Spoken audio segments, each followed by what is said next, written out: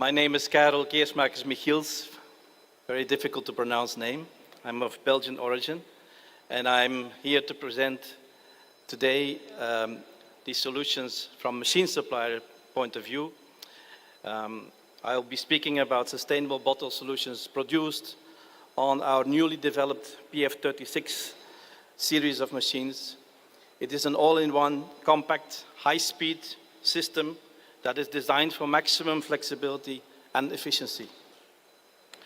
As Kasim introduced me, I have been working for ASB for 30 years, and I spent my first 5 years working in the factory in Japan at our headquarters. And it was about the same time that ASB developed the 1.5 step machine. We call it the 1.5 step because it's a fusion between the pure one-step machine and the two-step process.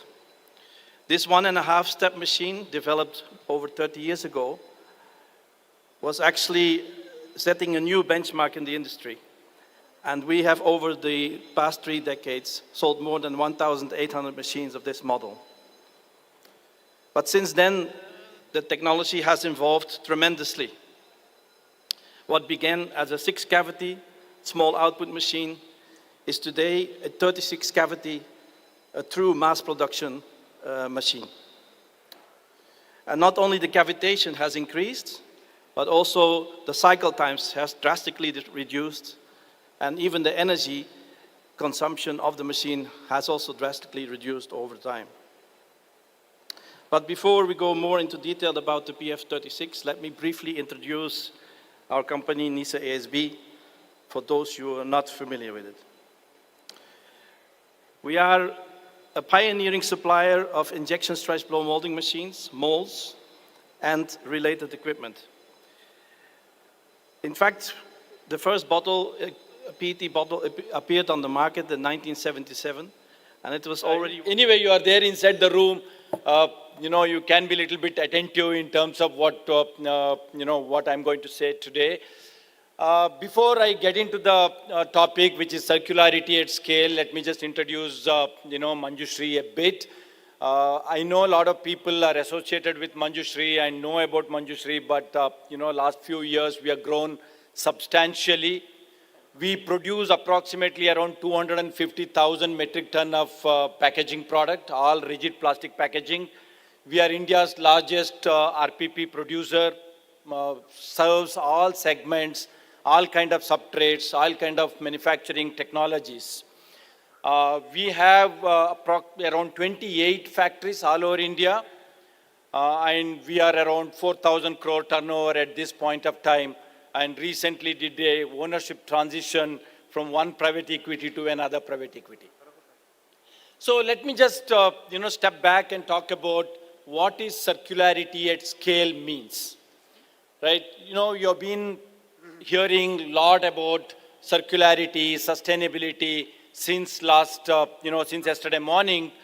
But I think, this is no more, as we are saying, that is not a fab word anymore, because circularity at scale is coming. Why so? Because sustainability and circularity, we have been talking about it from quite some time, but the scale is one which is we are going to adopt in the near future. Number one, the policy makers are putting up a mandate, and adoption is going to be significantly increased in the next coming years. Number two, more and more people are becoming responsible to ensure that all the products we manufacture is sustainable. So quick guess, before I get into, a little bit of what it means, etc. How many times do you think that the PET bottle can be recycled? I'm not going to answer. I don't know how many people know the answer, but I will. At Chemco, we believe in working constructively with regulators, brand owners, recyclers, and the broader ecosystem. This enables us to strike the right balance between functionality, sustainability, and compliance. Our role is to provide practical, forward-looking packaging solutions that meet both consumer expectations and also environment responsibilities. Before I close, I want to express our heartfelt gratitude to all our partners, industry peers, and vendors. Your support and trust over the years, along with the collaboration we have, has been the backbone of our journey. We are committed to strengthening these relationships and will do whatever we can in our capacity to ensure we drive mutual success. Our vision is to grow together, build a stronger, more resilient industry that flourishes collectively. Thank you once again, and I look forward for your time for giving you a brief introduction about the company I represent. So SECMI was born in 1919, so almost 106 years ago. And since then, its headquarters has been always located in Imola. Imola is a small, charming town which is about 30 minutes drive from the nearest airport, which is Bologna Airport. And now I know that 30 minutes drive in Italy can be like 30, 35 kilometers. Here in India, 30 minutes drive can be 30, 35 meters. So thank you again for the traffic challenge you face to be here.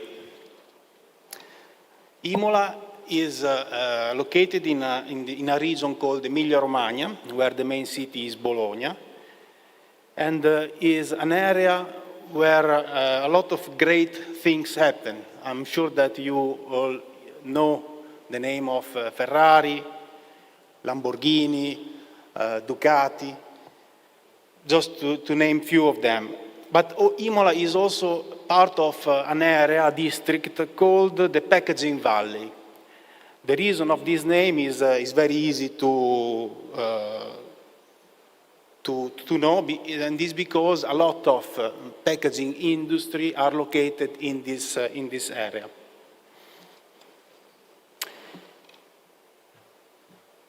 So being part of this packaging valley, for us, it was like to be in the center of a continuous storm where a lot of experiences, a lot of idea and innovation help us to grow during the years.